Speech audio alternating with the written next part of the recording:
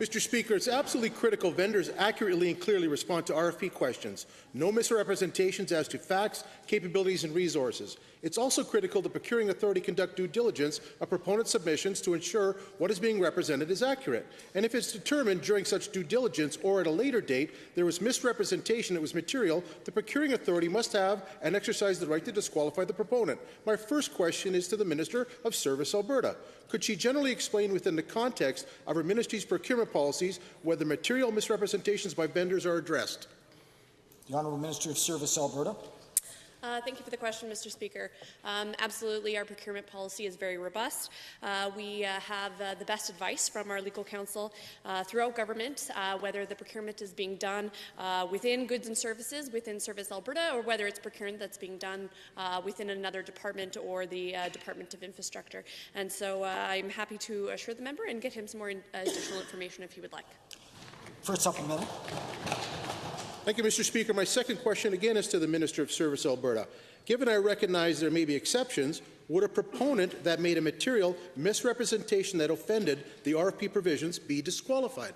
Minister. Thank you for the question, Mr. Speaker. Again, it would be situation to situation.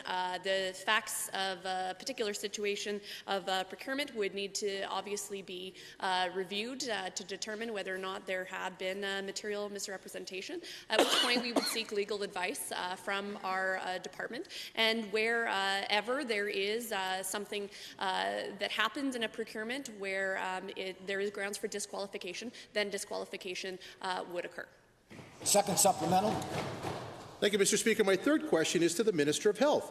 Given, if she was aware, Alberta Health Services had accepted a bid which included material representation that offended the RFP provisions, would she direct that bid to be disqualified? And if not, why not?